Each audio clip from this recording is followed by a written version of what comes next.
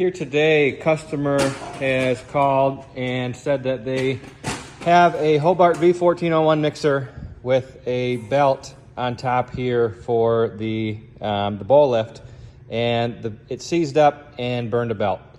And that's typically due to spacing issue on this pulley here.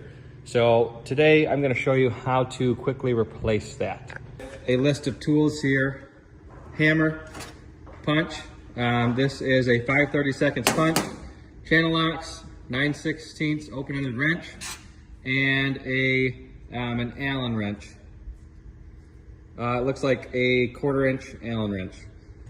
First, we're going to start by loosening the slack adjuster on that V-belt. Got 9/16 right there, and also that hex wrench. We're going to take this all the way out with the washer there and set that off to the side. We're going to reach in here and pull this 9/16 out by hand, and that pulley system comes out. Keep in mind, this pulley, this roller wheel here, was on the inside of the V-belt. The inside, not the outside, so it pulls tension to the outside. Next, we're going to jog this exterior belt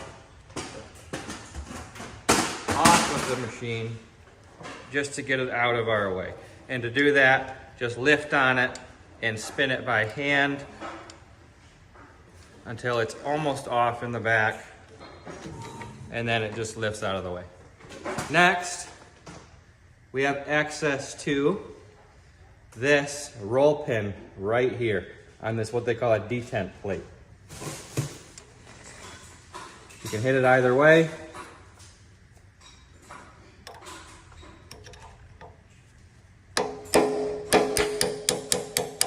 And you can see that pin starts coming out the back side. This won't spring up because it has a retaining nut right here that will loosen next. Catch that roll pin as it comes out. Set that off to the side. Next, we can loosen that retaining nut with our channel locks.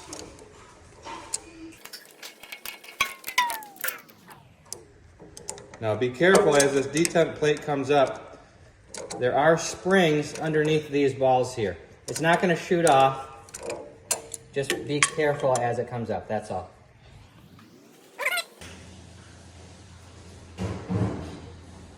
These balls are just sitting here now. Be very careful with those. Collect those. Put them somewhere where they will not roll away. Since you have the slack adjuster out, this V-belt will come right off as well. And now this pulley lifts straight up.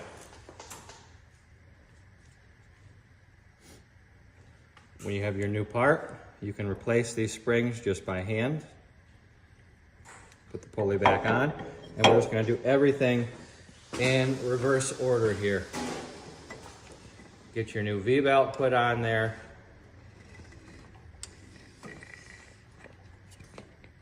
And actually, we're going to do a cut right now so I can show you how this V-belt actually goes on. All right, we're going to show you how to remove this V-belt completely for replacement first. So you need to remove this upper bridge right here. To do that, you need to move this linkage pin for the shifting handle right here. It could be a clip like this or a cotter pin. In any case, remove it, and this pin slips out and the fork slides down. Next, there are 4 5/16 bolts that need to come out. Those would be a 1/2-inch head. Oops, I prefer to use a nut driver to remove those.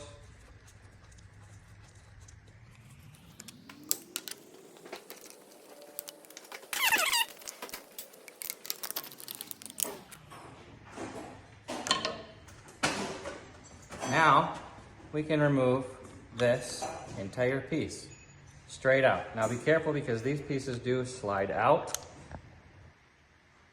You can leave them in there. Set that off to the side. And now you have access to get this entire V-belt out. It slides into a groove on the bottom side of this clutch. Once this V-belt is on, make sure you set this one down before you put the bridge back on. We're gonna start with the lift box reassembly real quick. We're gonna set the balls back on top of the springs. We're gonna be very careful with these. You can pick these ball bearings up at a local hardware store. If you drop them down, your likelihood of getting them back is not very good. Detent plate back on top of the balls. Retaining nut back on top of the detent plate. And now we're going to screw this retaining nut down to push the detent plate down so that the hole in the shaft lines up with the hole in the detent plate so we can put that roll pin back in place. And it goes pretty far all the way down. Give it a visual. You want that hole for the roll pin to line up very, very well. It will not go in if it is off by a little bit, so be very particular about that. Roll pin, use your hammer, back into the hole.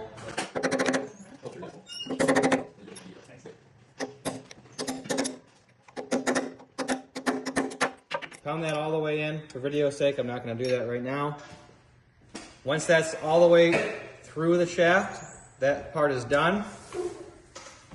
Now we're going to reassemble the bridge. These two brackets slide onto either side of the bearing.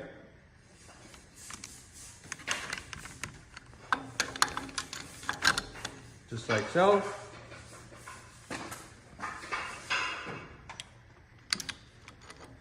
Those 4 5/16 bolts that you took out are going to be replaced.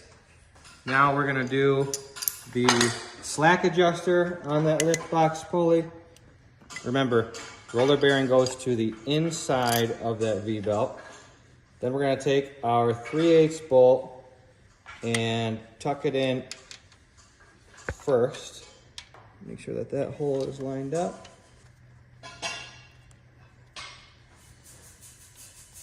Next, we're going to get our slack adjuster hex bolt in place.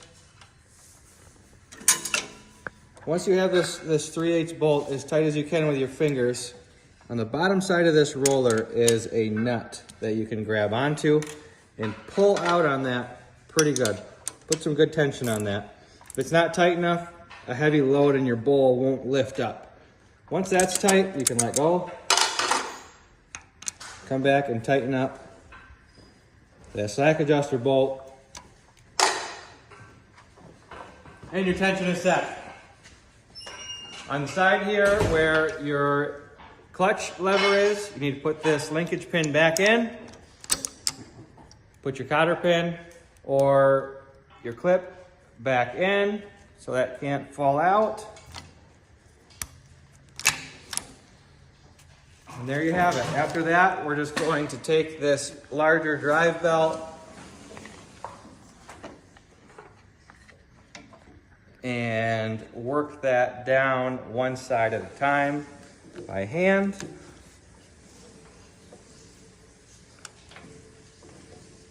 And you're all set.